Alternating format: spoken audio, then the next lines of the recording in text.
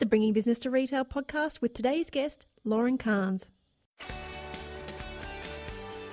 Welcome to the Bringing Business to Retail podcast on SelenaKnight.com. Stay ahead of the competition by opening your doors to business experts so you can learn, grow, and be inspired.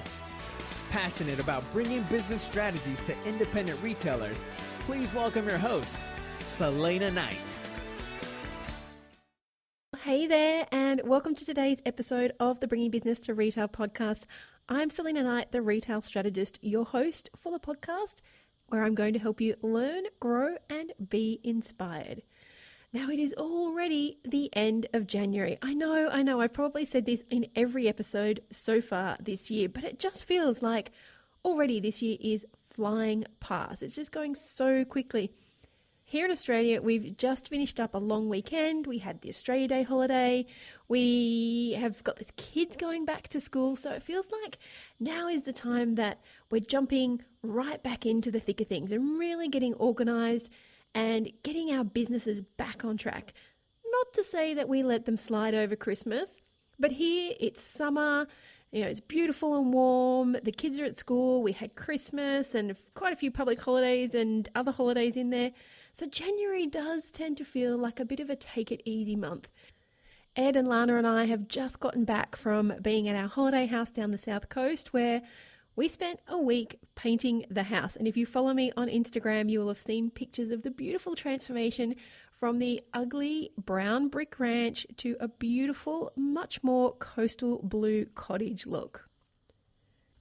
I know that I'm really blessed to be able to have that holiday house. It was one of my goals for 2017 to have, and it was something that our family achieved. And every time we go there, as much as we're still working on the property, every time we go there, I feel so blessed, so grateful for the fact that I'm able to work for myself, I'm able to work the hours that I want, and that I can be down there by the sea, working on the house, working on my business, and then heading off to the beach in the afternoons, because that's why we do this, right? Freedom. So we can have personal freedom and financial freedom. And speaking of freedom, if you have been thinking about how much you want to grow your business in 2018, then you are going to love my free little mini course.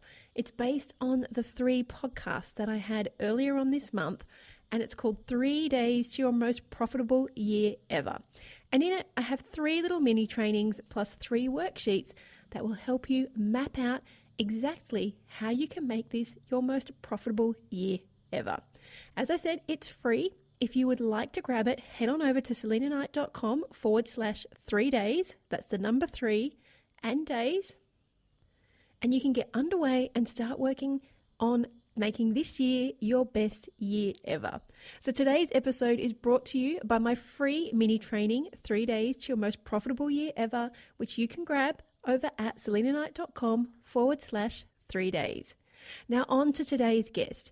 If you have been wondering how some people manage to have fantastic Instagram layouts and fantastic product pictures on their website, then you are going to love today's guest, Lauren Carnes. With the ease of the internet, who doesn't love shopping online in today's world? If you are anything like me, shopping online is a must. In fact, when we just went down the coast, I have discovered click and collect groceries.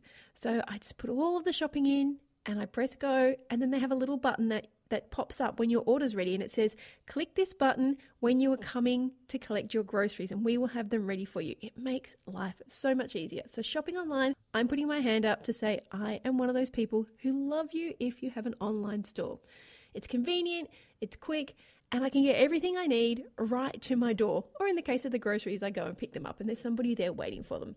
But have you ever ordered something online and then received it and it's actually nothing like you thought it was? It doesn't look the same, and that's no fun, right?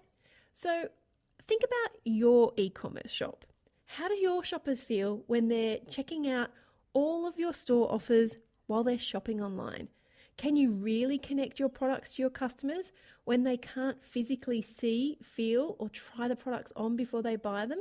Today, you are in luck Because you don't have to wonder anymore. I've got Lauren Carnes here on the show to guide you in exactly how to photograph your products to get amazing photos to share online with your customers. Lauren is a photographer and communication strategist who loves helping small businesses to better connect with their audience. Connection is the thing that I love to talk about.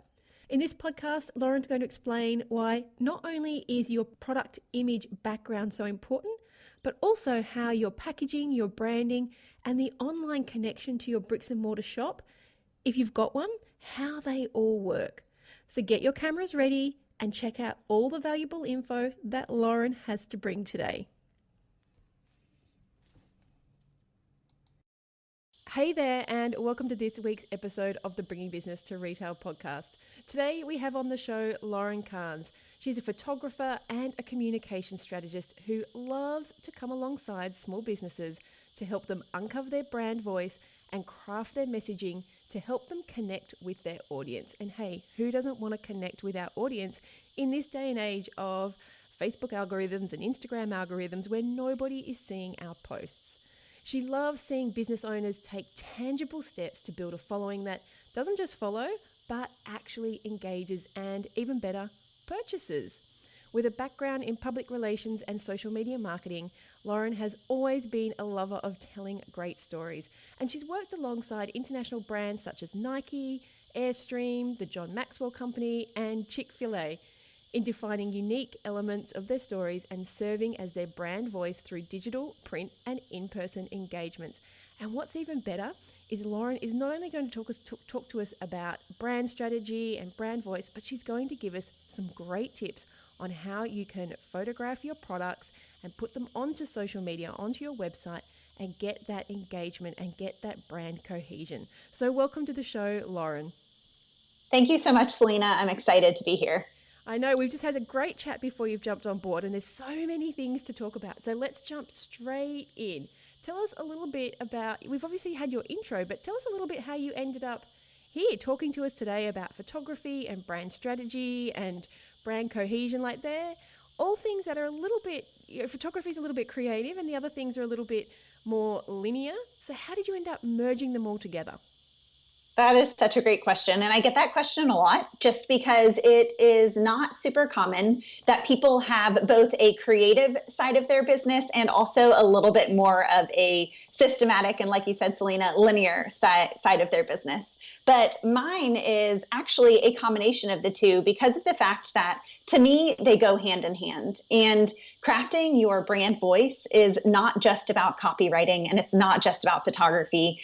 And it's not just about how you speak or how you write. It is a combination of all of those things. And so my background is actually in public relations and social media, like Selena had mentioned earlier. And I was a public relations and Spanish major with a certificate in personal and organizational leadership. That was my degree in college, and that's where I kind of began. And I started by working for a public relations agency for quite some years, and had the opportunity to write and craft stories for some amazing brands. And after a while, when I discovered that my husband would be moving locations for his job, he's a medical resident training to be a urologist, I knew that I was going to need to kind of branch out to be able to have a job that would be able to move wherever he was moving. And that is when I decided to pick up the camera again. I was the yearbook editor in high school, and so I did what came naturally to me, and I picked up the camera and just started fiddling with it and training under some amazing photographers in order to start offering something new to family and friends and be able to ideally capture their engagement sessions as their wedding gift. That was my goal.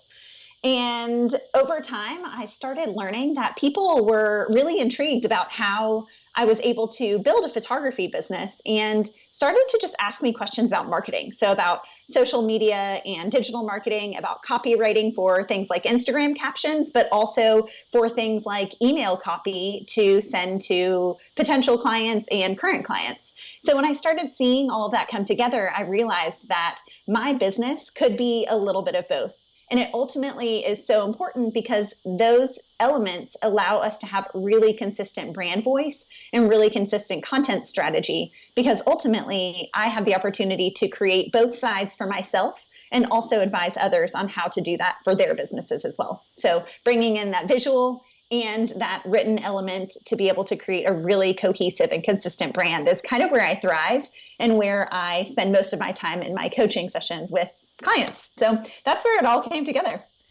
At what point did you realize that there was a word for this brand strategy, brand cohesion? At what point did you realize this was important and it had a name and you needed to really trade on that? That is such a good question. I think it really came to be when I started treating my own Instagram as a client of my own. So I used to work for clients as a social media person, as a PR person. I would take on these clients working for the agency and would craft their brand message and craft their brand strategy for them. But on the flip side, when I started being a photographer and implementing that on things like an Instagram, for example, I could have just had pretty photos, right? And I think so often we think that that's the most important thing, is having those beautiful photos, and that's the only thing that you need. But I started realizing that without the copy to bolster and back up the pretty photos, that the pretty photos only got so far. And my goal, especially with something in this digital age where Instagram marketing is a big deal, but obviously there are a lot of other ways to market as well, that I didn't want just a photo to be the only representation of my brand. And instead, I wanted that full brand strategy, that full brand cohesion, where people would be drawn in almost like window shopping. They would be drawn in by the beauty of that first picture or of what you have in that window. But what keeps them there? You have to have something that's actually going to engage them further. And when they get inside, you want to make sure that they are actually receiving what they expected on that window shopping. So when they see that first photo and go decide whether or not they're going to follow, what is going to draw them in further to something like following your Instagram stories? And from there to something like going to the link in profile to sign up for your listserv, or going to your website to see a new product that you've created or a new product that you're offering.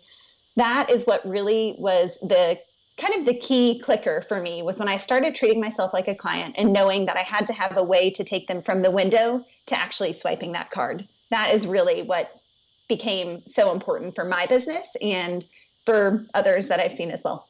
That's a big aha moment, isn't it?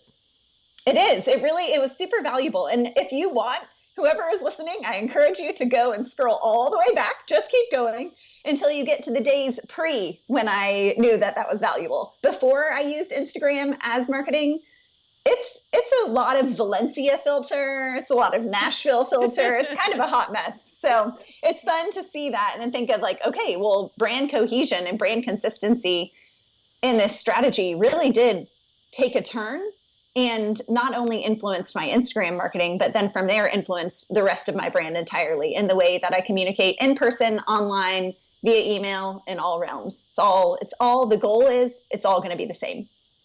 So how do you go about, well, first of all, the question is, do you go about working out your client's brand voice? Because obviously if you're doing a wedding, it's slightly different to travel or product photography. So when you meet with them, do you go and work out what their brand voice is? And obviously they don't have a brand, but you know what their thing is, their inner essence is, and then you use that to capture the kind of photos? Yes, absolutely. So for anything that I'm shooting, whether it is weddings, food, brand photography, travel imagery, I always think of what the end goal is. And so for anyone who's listening and who's kind of thinking, how can I apply this to my retail business? I want you to think of what the end goal is. Where are these images actually going to end up in the long term? And what is the story that you're trying to tell with them? So say, for example, if I am shooting an editorial for food for a magazine, my constant reminder is that the end game is actually that these are going to be featured in a magazine, in a spread, alongside captions, alongside copy. And I have to think of it in the way of, if I'm going to capture the essence of this particular food, this particular restaurant, what is the story that's being told? So if it is a story of a culinary tour of the South, for example, that's recently something that I shot, then I'm going to make sure that I'm giving ample space in order to fill in those little captions and fill in the copy in what might be negative space. So for those of you who don't know that terminology, it means kind of the white space, almost the blank spaces in an image that gives you a little bit of breathing room. And if it is a restaurant that is a little bit more rustic or dark and moody, then I'm going to capture the lighting in a different way to tell that story as well. So no matter what, I'm trying to capture the essence and the story of that particular brand or that particular food or restaurant in order to make sure that it's telling the story long term of wherever it's being published, whether that's in a magazine or on social media, etc. So same thing for weddings. I learn about the couple and what their background is and what their personality is. And if they're not the serious faced type of couple, then we're going to do a lot of photos that are really fun and interactive and engaging. And ultimately, like I said, the goal is to be able to tell the story. So always beginning with that end game in mind. What are you trying to communicate? Where is it going in the long run? And who the people or things are that you're capturing at their core, that's what you're trying to bring out in imagery. I think that example of lighting is so perfect because it's something that everyone can sit here and visualize. And I think in this day and age, so many people on Instagram are so caught up on white backgrounds or, you know, the marble board or the chopping board. And they don't actually stop and think, does that relate to my brand? Is my brand a little bit more rustic? Maybe I should have wood in the background.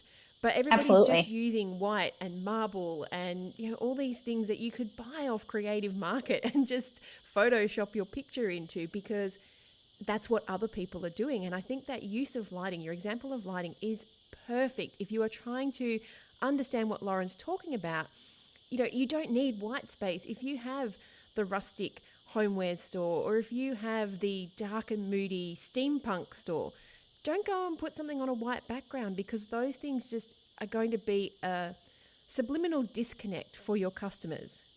Absolutely. And so often when I am working through this concept with people, I encourage them to really think of why they started their business. What was a need that they saw in the market that wasn't being filled? And why did they create whatever their retail store is? So if you created a kind of more rustic homeware store because all you saw was the modern feel in other home stores and in other products that were being offered, think of how that message, how that why can actually translate to the content that you create and translate to the imagery that you produce. I think it's so important and ultimately brings a lot of consistency. So once again, going back to that window shopping concept, when someone comes to, if you have a brick and mortar window, if you have a website that serves as your kind of window shopping, what is going to be seen first and foremost there? Make sure that it translates in your imagery and in the copy and in the style of wording that you use later on. Because otherwise there is that disconnect. I love that you use that word, Selena. I think it makes such great sense and really helps people understand that everything needs to kind of just take you from one step to another. And you really need to be able to kind of follow that process and know, oh yeah, this is still the same company, even though now I'm on a website or now I'm in the store or now I'm on Instagram. It's all still the same company. I say this from experience because I do remember when I opened my store about 18 months in, and remembering this was when Facebook was brand new. Like we didn't know about brand cohesion and all that kind of stuff. You just had a Facebook page. Everybody saw what you posted. So you just posted stuff. And so back in the day, I remember somebody coming into the store and walking in and saying, it's not what I thought it would look like from the pictures on the website. And I still remember that. I still remember that I don't remember her name, but I remember the lady. I remember her walking in and I remember her saying that. And that was the point where I think something maybe didn't tweak straight away, but it was obviously got into my brain. And I was thinking, why does she think that? Why does she think that my website doesn't reflect my store? And of course, back in the day, I had, website 1.0 and it was really crappy, but it was the catalyst for me to start thinking about on my website, when someone goes to the website, do I have those same things in the store? Do I have the same things in the window? And of course I didn't know anything. So I did start to tweak those things over a period of time. And then of course, as you learn more about marketing, you realize, and it's why I always tell my clients, it's so important that whatever is in your windows, if you have one or two stores, it's quite easy to do. But if whatever's in your windows should also be reflected on the homepage. So if you're selling beach umbrellas in the windows, beach umbrellas should be on the front page of your website so that people, if they do come into your store, they're like, oh yeah, beach umbrellas. I remember I went to the website and I saw that really cool pink one. I wanted that pink one. That's what brought me in. And ultimately, that's the goal, right? Kind of going back to this idea that you don't only bring customers in, but you engage them and ultimately get them to purchase. You want them to be attracted to something and kind of have their eye caught by something that you're sharing, and then ultimately walk into your store or walk into your virtual store to make that purchase. And you want it to feel like a really consistent brand element. I always encourage people to think of brands that resonate with them and places that they have purchased from that have provided an experience from start to finish. Almost that client experience, that client journey that they take you on. Personally, I just purchased a dress that I ordered online from a beautifully designed website. It arrived today. I have always loved this particular brand's logo. When it arrived in my mailbox, I opened the packaging, and on the inside of the packaging is this gorgeous paper with a sticker that all has a designed paper of that logo. And it's just really consistent, really adds brand cohesion, and makes me know that the quality and the level of service that they're providing is not just on that website, but it's all the way into the moment of actually opening the package and pulling out that dress for the first time. And it adds just a level of experience, and it makes it feel as though you've purchased a premium product. And even though this particular product that I purchased happened to be on sale, I feel like I got the best experience possible, because here I am opening this beautiful dress that I got at a lower rate, actually, and it's still done to top quality with literally such thoughtfulness. And it makes me feel like I'm a valued customer. And that's ultimately what we want for any time we're offering a product to someone, is that they feel like they had that full client experience. And that is the customer journey. You've just explained it so eloquently, from Thank you. purchasing to the delivery to opening the packages. And I always use Anthropologie as great when it comes to cohesion. What's on their website, what's in their windows. And with their windows, they have so many stores, but every merchandising team gets a theme and a budget. So the theme might be underwater, but they're allowed to do whatever they want in regards to that theme. But it just means that every window that you go to is going to have that same concept, but every window is going to be different, which for me is just the epitome of fantastic, branding and customer experience. Whereas you go to a lot of big box stores and it's the same mannequins in every single window because they've sent out the same VM kit to every store. Yep. And you know what's so funny that you say that is my husband teases me, because anytime I'm in a city where there is an Anthropologie, I will seek it out. I will walk for miles to go to the Anthro because of that exact reason. I love the creativity with which they create their displays and the way that they engage the consumer with different textures and different patterns, all that are consistent across the entire Anthropologie brand, but that all have their own uniqueness based on that city. So if you're in a city that's near water and underwater is the theme, it might have something incorporated with their coastline. But if underwater is the theme and you're inland, they may do something that is a little bit more catered to their particular city. Maybe it's a local lake, something like that. And I always love the way that they do that, and they engage the customer. And it also breeds brand consistency, because Anthro oftentimes will have local makers and creatives come in to do pop-up shops and things like that. So once again, it brings in that cohesion of those local elements made into a nationwide brand. And I just think that they do an incredible job of it. So I love that you brought Anthropologie up, Selena. I'm the same as you. I'm in Australia, and when we go to America, my daughter and I go on Anthro tours. So my husband gets to go off and do his thing, and we'll go and visit as many stores as possible. Yes, I've got to see my Anthro. I do, and the clothes don't fit me. I am completely the wrong shape for their clothes, but I do love their homewares, and I always come back with just a little something. A little something, a pretty plate or a neat calendar, just always something fun. So I love that you brought that up. Yeah, and I don't know how they work in terms of when you get products shipped. In my head, they must do it beautifully, but then I'm also thinking... It is? Okay, fantastic. Because always. I have the opposite experience over Christmas. Is I went onto a website which is targeted to people a little bit younger than my just about to turn 42-year-old self. And... when it came, it just was all in plastic bags, the sort of 3PL that's been sitting on a shelf with the barcode. And it just literally came stuffed into a parcel. And I was thinking, you know what? I'm old now. I expect something a little bit nicer. Right. And I ended up sending most of the stuff back because the images, the colors weren't correct. They weren't even anything close to what was showing on the website. And, it's not my thing. But I just didn't feel special. I didn't feel like, I I've spent several $100s with you for these few items, and it's literally come shoved in a bag. And I was like, okay, maybe we just won't shop back there again. And ultimately, I think a lot of times people think, oh, well, this only applies for luxury brands. This only applies for someone who's spending a few $100s. But in reality, you can create that brand consistency and bring people into kind of this strategy of being a repeat purchaser by offering really beautiful packaging and things like that, even if your product is a little bit lower cost. And it's okay if it's something that is a little bit of a lower cost packaging for you, but still adding a little touch and repeating your brand and your brand voice in the packaging, I think is so important. So something as simple as a little card that has maybe a phrase that is common to your brand or common to your particular product that you create. And perhaps you include your social media on there as well in order to draw people back in. Ultimately, the goal is that your brand voice would come through even in that packaging, and it would be able to bring people back in, encourage them to engage with you, and even perhaps share on social media or share with a friend about the purchase that they just made. Because ultimately, that's going to continue the longevity of your brand and make people repeat purchasers. And instead of just one-time buyers, they become loyal fans and followers and brand evangelists. It's funny because I only wrote down 2 questions to ask you. And one was, what are the keys to brand consistency when it comes to images, words, and the customer journey? And you make such an important point there when you say the packaging doesn't have to be expensive. I have a friend who had an eco store, and they just used to wrap everything in butcher's paper. They used to do it like the old fish and chips. You know, it was just kind of plonk it on and fold it over like fish and chips and put it in the bag, tie it with a bit of string.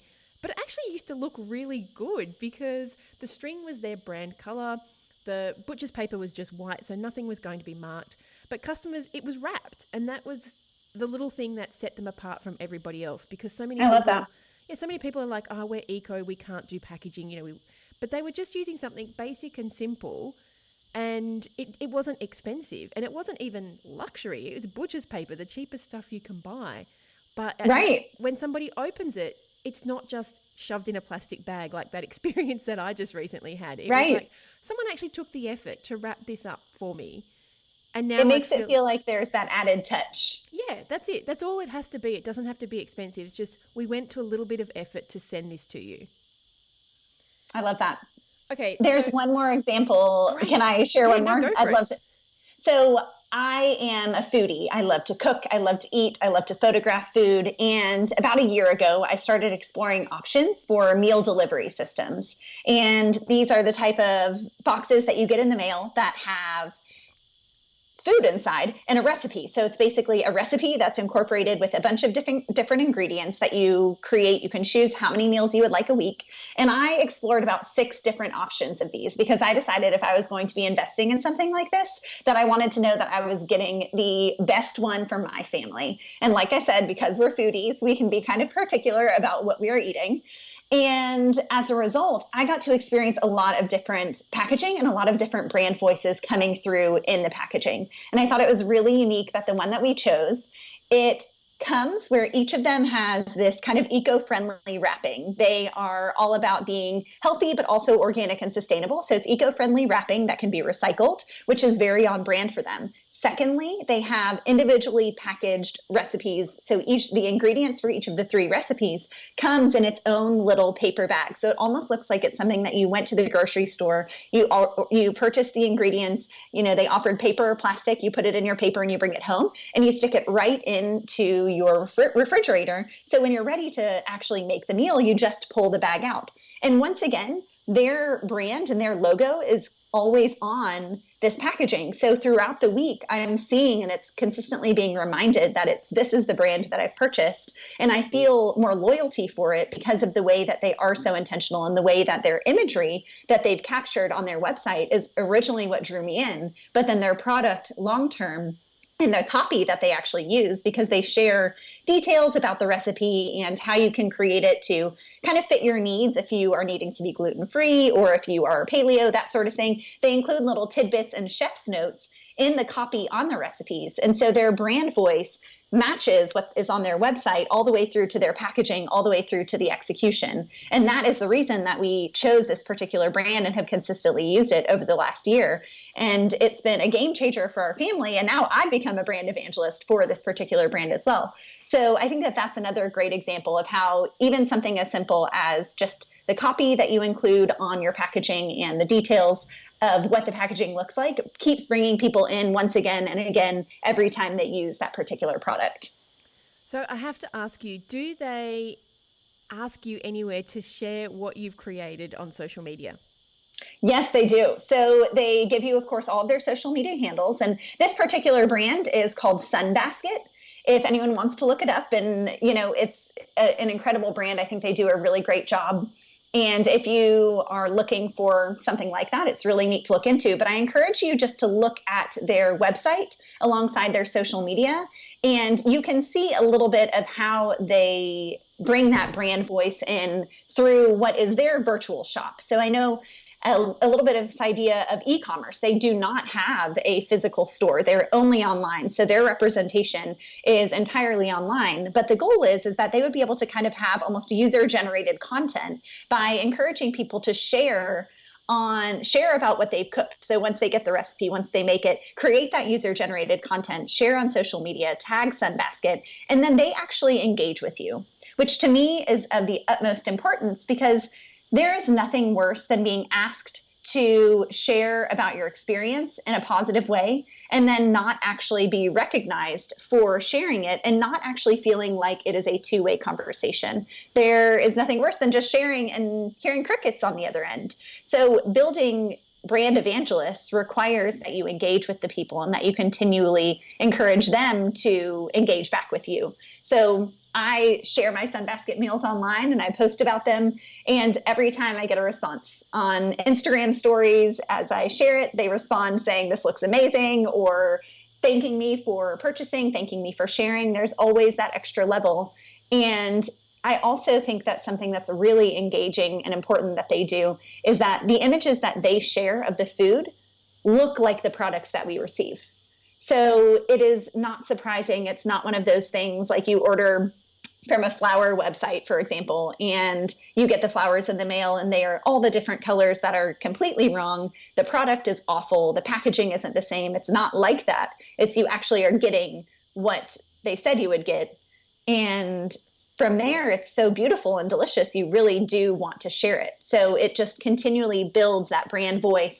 And it gives that third-party endorsement. So with me sharing, it's way better and way more of an opportunity for them to showcase how incredible their product is than it is by them just tooting their own horn. Yeah, so what better way to have your own customers say it? Exactly. Social proof. That's exactly right. So I've just quickly jumped over to the website and they've got a slider with next week's meals, and it says steak salad with summer vegetables and a vinaigrette, gluten-free and paleo. Very important to me because I'm gluten-free. And then you go down a little bit further and it talks about how they work with sustainable farmers and organic farms, and there's little stories about the individual farmers that they work with. So you actually do feel like you're getting that experience. You feel like you know where your food is coming from. Absolutely.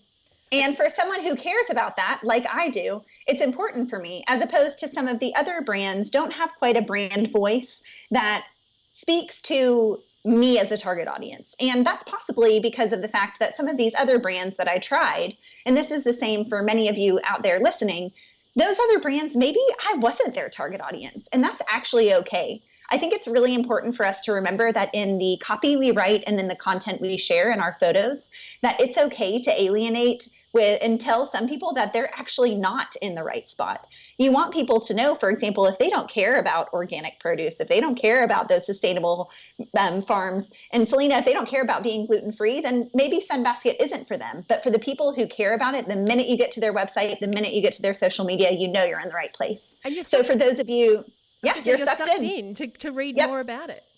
Yep. So for those of you who are out there thinking, how can I apply this to my retail business? I want you to think of who it is that target audience for you. Who are you trying to cater to you? What role and what void are you trying to fill in your market?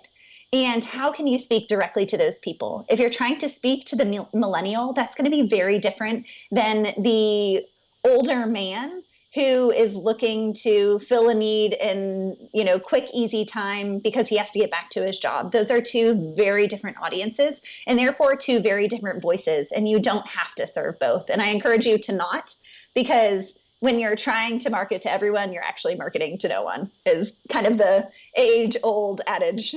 It's so important. Now, let's just shift gears a little bit, because I know we've been talking for a while and we did promise some tips on how to get your brand voice into the photographs that you're taking to put on your website or put on your social media.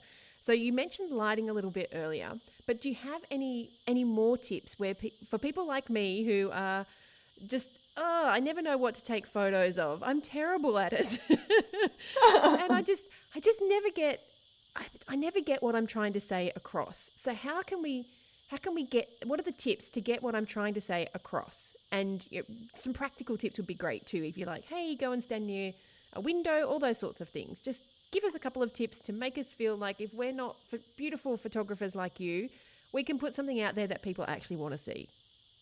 Absolutely. So I'm going to give you guys a few really tangible tips for taking photos that's actually going to be able to showcase your product well.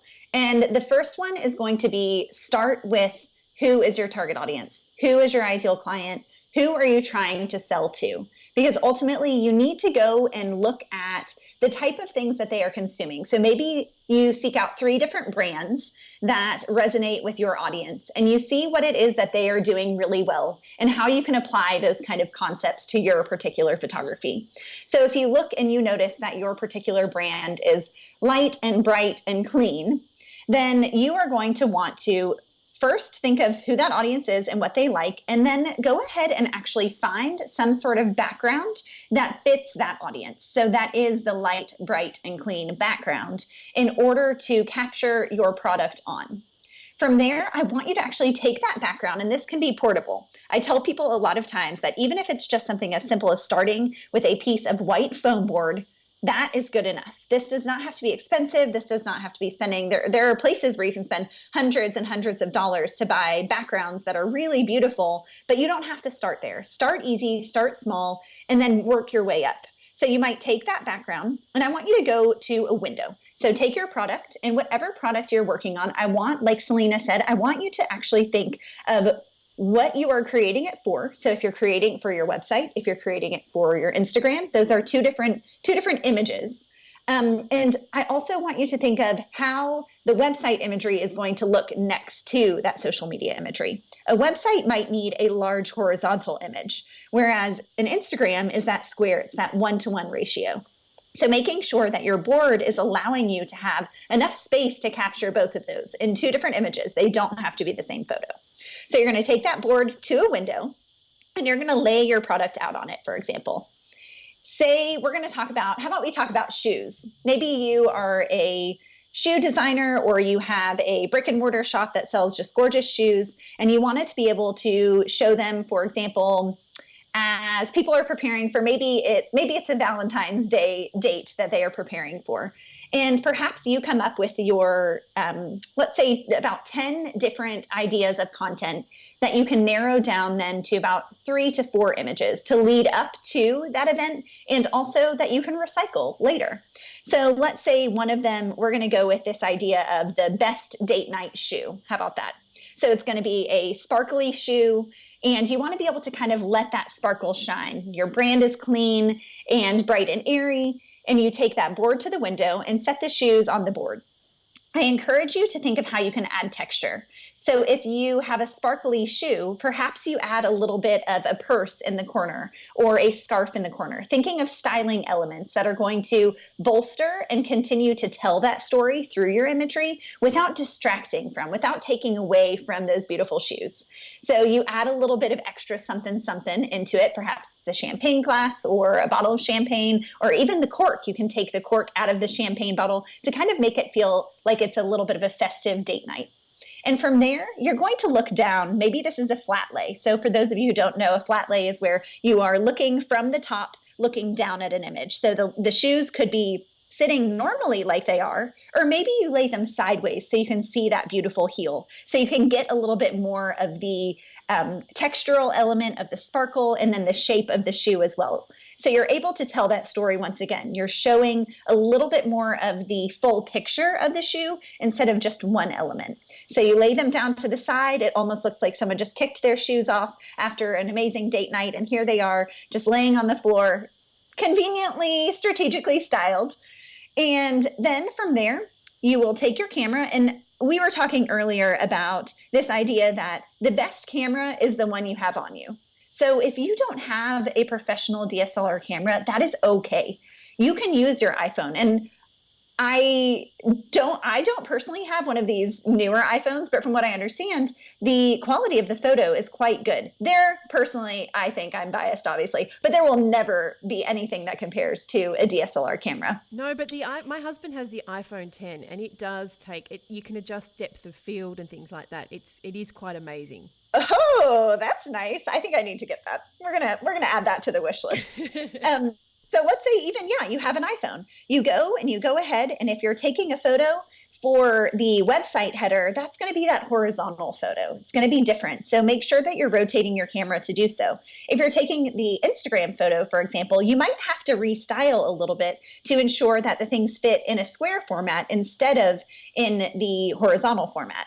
You snap that photo. And if you notice that perhaps maybe it's a little bit dark, like I mentioned, we're next to a window and that sparkle just isn't showing up quite like you want it to. You might get another white foam board and pop it up right to the opposite side, so almost mirroring the window. Because what that white foam board will do, and I don't know if, Selena, do you know this trick? Is this a trick that you know? This is a trick that I have mastered. It's funny, Good. I can't take very good photos of things like store windows, but if you give me a product after nearly 10 years of photographing products, I can nail the product photo on foam board. You're like, I've got this down. I've got That's this awesome. one. Okay. So for those of you who don't know, that white foam board is going to basically reflect that light coming from the window right back into those shoes. So it's going to give that extra pop. It's going to reduce some of those shadows and allow you to kind of, once again, communicate that story of light and bright and sparkle that comes in with this beautiful shoe shot. And so from there, of course, I encourage you, edit the photo. You can edit them on your phone. I love using apps like Visco, it's VSCO.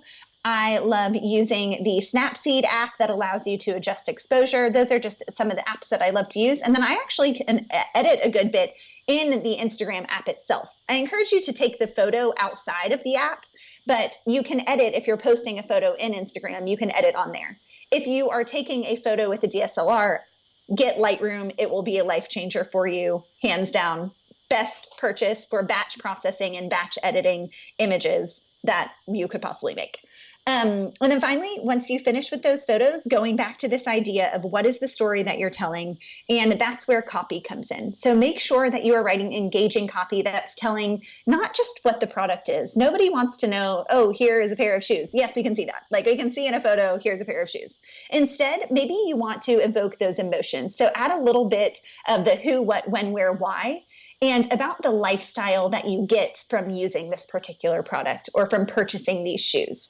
Instead of saying, we love these beautiful sparkly shoes, maybe you describe a potential date night that you might have with this best shoe for Valentine's Day. And so incorporating a little bit more of that lifestyle element and giving people a word picture to almost visualize themselves walking in those shoes.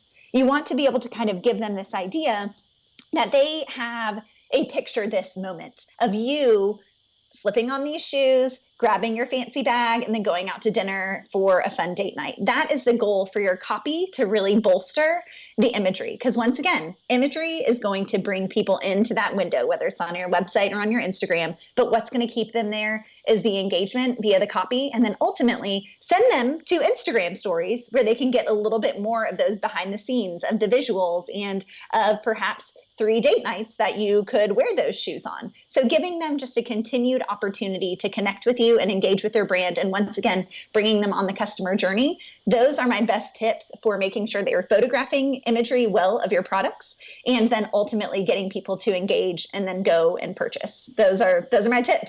Okay, so I think some great practical tips there, but I love the planning tips. I love this concept of actually working out where you're going to use these pictures first. Facebook header or website, you're going to need the long rectangular, and actually maybe even just writing those down so you can check them off.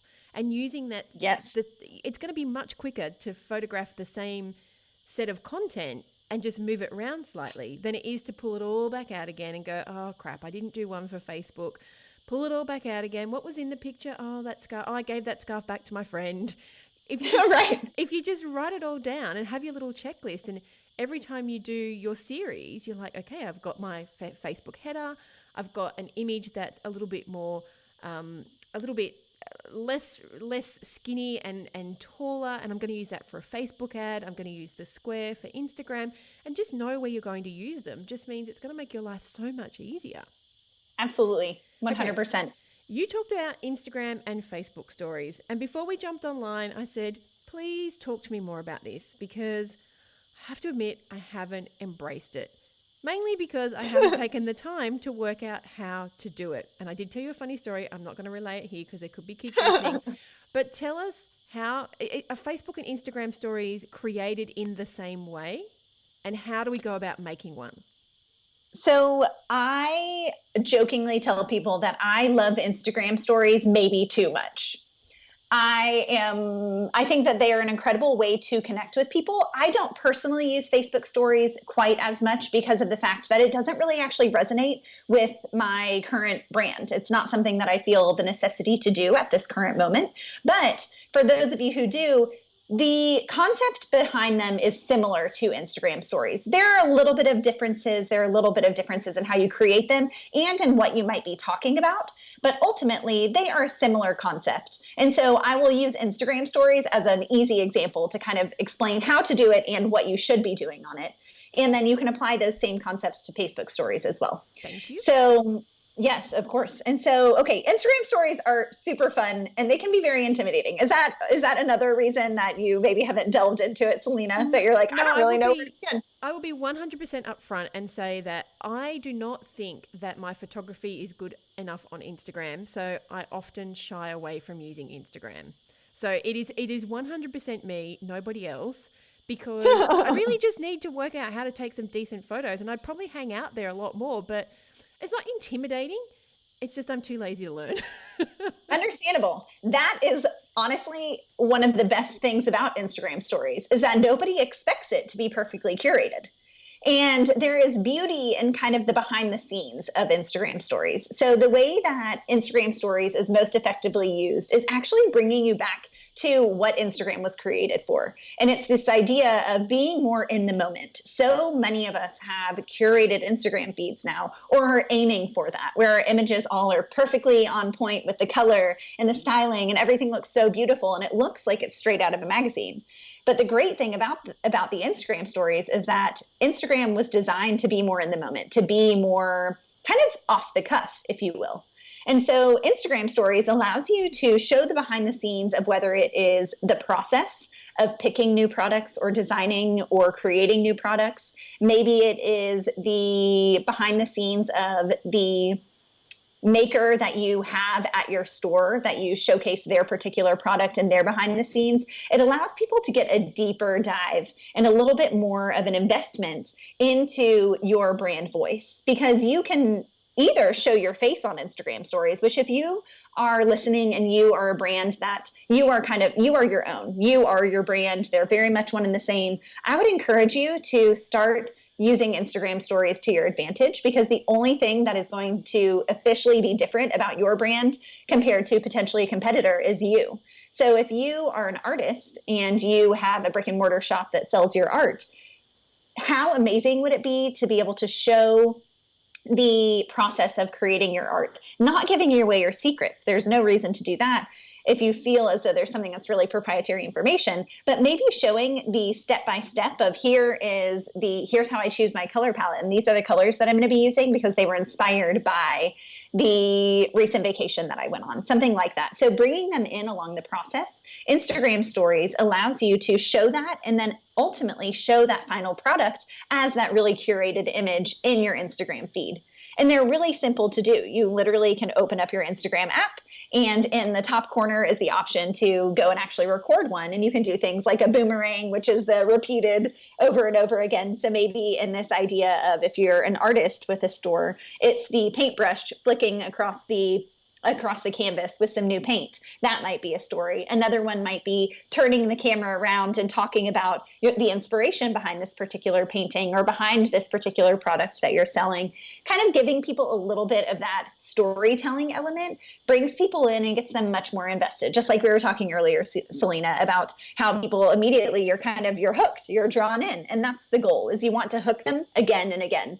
In Instagram stories, you have an advantage because not as many people are using them. And if they are, they're not really always using them well. And so if you can be at the forefront of this and have the opportunity to do that, and same thing with Facebook stories, then you are going to be one of the few people who uses it well that shows up consistently at the top of people's feed. Because Instagram stories, regardless of the algorithm, they always show up at the top of the feed. And so, yes, the algorithm will determine how much Instagram says, these are important for you, Selena, to watch. But they always will be featured above the actual feed of photos scrolling. And so, of course, that always is subject to change because Instagram can change at any moment. But that is something that's really unique, is that is going to be top and it's going to be the first thing that people see. So what a great opportunity to bring them in quickly so that they ultimately are drawn maybe from Instagram. If you are fortunate enough to have the swipe up feature, and it is my goal in life. Selena, do you know of the swipe up feature? I hear famous people talking about the swipe up feature. Right? Exactly. Famous people. If you have 10,000 or more followers, you have the opportunity in stories to do swipe up. If you don't, unfortunately, this isn't currently a feature on Instagram, but it is my dream that one day that will be a thing, that everybody will get the swipe up feature. Because what it allows you to do is it allows you to post a product or post a something that you are selling and swipe up directly to that URL. So people don't have to go back to your profile and go and find the link in profile. And instead, they can just swipe up directly. Until then, I'm just still holding out hope that it's going to happen. And I just have something called Linktree. Do you know what Linktree is? No, you can tell I'm not your Instagram. I never, ever, ever portray myself as the Instagram guru. Hey, that is okay. That is why you have people like me who love Instagram maybe a little too much, who can share a couple little tips. Exactly. If you ever, want to look into it. For whomever is listening, Linktree it's linktr.ee. And it allows you to actually have one link in your Instagram that goes to multiple locations. So you click on Linktree and it can go to maybe your latest product release, and then also can go to your blog, for example. So you can have more than one link in Instagram, which allows people to access whatever you're talking about in your feed caption or in your story really easily, instead of having to go and click one link and then navigate somewhere in your website that they can't find it anyway. So if you're doing a blog post about a new feature release or a new product release, then people can go and click directly on that blog post through Linktree, which is a super handy thing. And so that's something that I use in Instagram stories as well as in the feed to be able to do so. I love and that. It's super handy. And it's free. So that's a bonus too. Bonus. Now I have just one quick question, because I have not done one of these. Well, I did do one of these Instagram stories, but someone actually did it for me. So when you create the Instagram story, does it have to be stuff that you record then and there? In the sense that I often see people have, like, say, 3 or 4 different pictures or videos that they've clearly taken throughout the day. So how do you mush them all up to be one story? Absolutely. So the way that Instagram stories will work is there is an option for you to take it and you can actually save it to your camera roll or save it to your photo feed, if you will, if you don't want to post immediately live in the moment. And that's something that I encourage people actually not to always do, is post immediately live in the moment, because realistically, if you have something that you are Instagram storying, there's a fairly decent chance that it's in the middle of you actually working as well. You are potentially styling a new product display, and you don't want to necessarily take a few minutes out of your time to go and post that story. Sometimes people like to do them all at the same time at the end of the day instead of just one by one, because they feel like they get distracted. Totally understandable. If you are the kind of person who are able to just go ahead and post live, go for it. It's amazing to be able to do that as well. But do what works for you within 24 hours. That's the goal. because when you swipe up, you can choose photos and videos from the past 24 hours. And Instagram has actually released a feature recently where you can actually choose videos from previous dates and it will date it on there. But personally, I really do love this idea that it is a little bit more real time and a little bit less curated. And so when you swipe up, you can post a series of images or videos that you've taken over the course of the past 24 hours and put them all at once.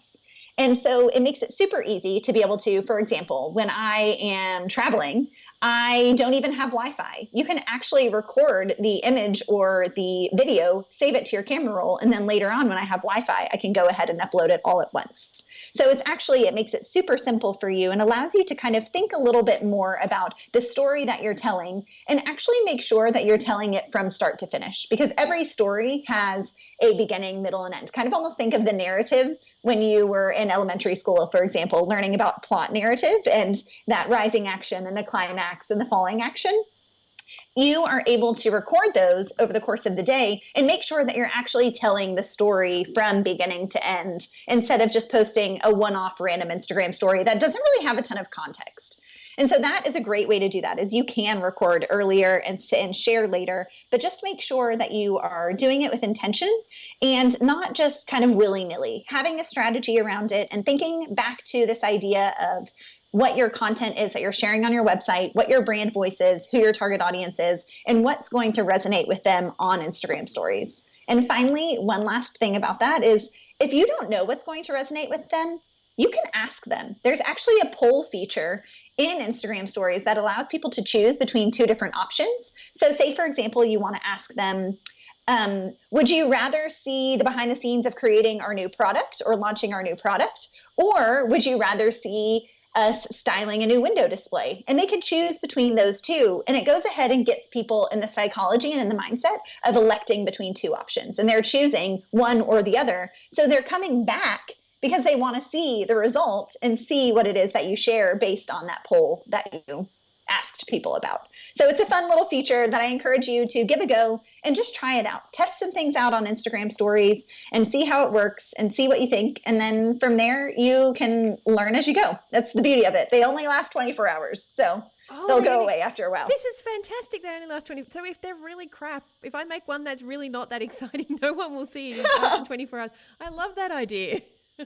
Yes, they go away after 24 hours unless you choose to do what it's called highlighting them, and it makes it into a little kind of highlight reel on your feed. So you can choose to keep them for longer. And I encourage you to do so if you feel comfortable doing so and testing it out and seeing what works. But honestly, people love, and I find more than anything else, and I teach my clients to do this same, people love getting to know the person behind the brand, the company, and the thought processes behind the product. And so getting your face on Instagram stories and being a little bit bold and brave, just that one moment of bravery, and is just invaluable for connecting with your audience and really showcasing the brand voice that you are trying to tell. And so if you get nervous, it's going to be gone in 24 hours, but get on there, go for it. And I promise it is not nearly as scary as it seems. I like this. While you're getting used to it, just know that for 24 hours, that's all it's going to be there for. So you can just work your way up to keeping them. Exactly. I love that. That's what I always say about Facebook Live. See, I'm more than happy to do video. My great thing about Facebook Live is when you finished, you don't have to press the post button. You can just go, if that wasn't great, nobody, only the people who saw it when it was live is going to see it. So you have this choice to build up your confidence before you keep them live and online. I love that. Okay. A couple of last questions for you. Clearly, you're a very busy lady because you have your food delivered to you. So, are you an online shopper, or do you love in-store shopping more? So, I am more of an online shopper for a couple of reasons. One is because of the fact that I like to be able to purchase from brands that resonate with me and that I feel like really I can identify with. And truthfully, where I live, we don't have a huge shopping market in general. So I live in a little bit of a smaller town, and so some of my favorite brands don't exist here. So I love to shop online. And I also am a huge fan of email marketing in general. Email marketing strategy is one of my favorite things about digital marketing. And so I love being on people's listservs to learn about new product releases and find brands that really we identify with. And then we become loyal purchasers of those. So we get notified via email. So I am more of a online shopper for clothes, but for house items or things like that, and even prints for my walls and things like that, I like to purchase from people that I know.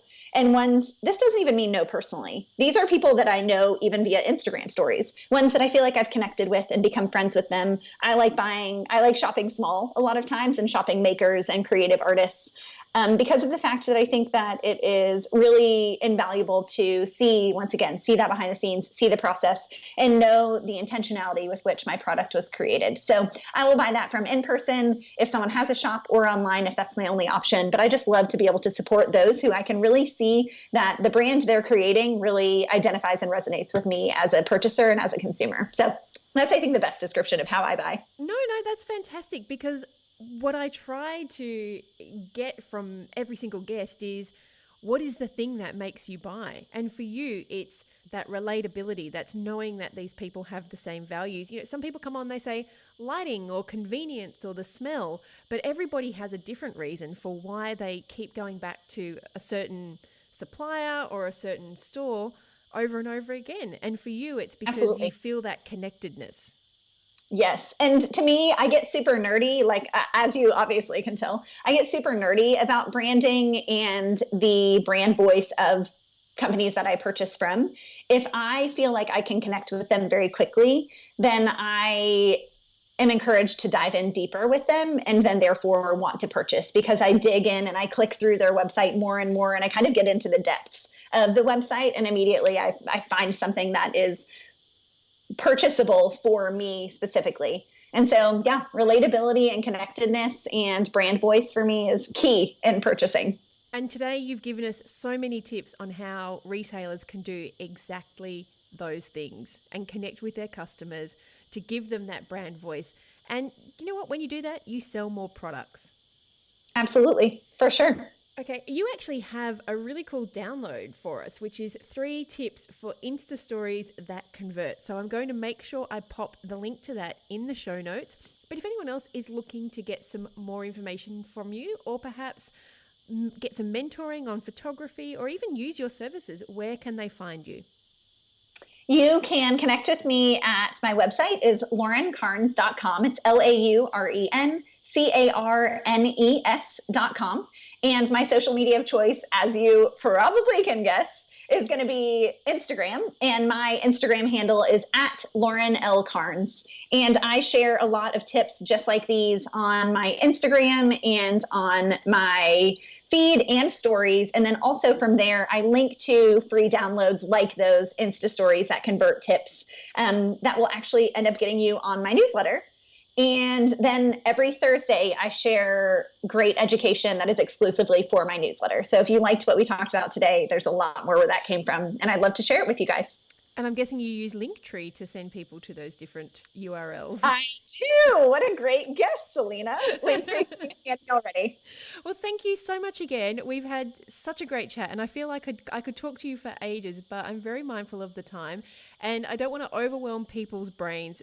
So thank you again. And if you want some more tips from Lauren, head over to the show notes. You can download her free Insta Stories guide. Head on over to Instagram and follow her for some great tips, and head on over to laurencarnes.com. Did I get that right? That's correct. Yep. I was thinking of the L because the L was in Instagram, but yes, laurencarnes.com. Exactly. Of course, we will put a link in the show notes to see some beautiful imagery and to grab some great tips.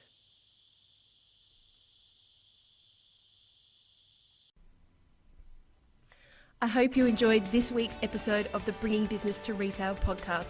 You can find all of the show notes over at selenaknight.com. If you found something that you heard today particularly useful, I'd love it if you could leave me a review on iTunes or Stitcher. And of course, feel free to share this episode with someone that you think could benefit by listening to it.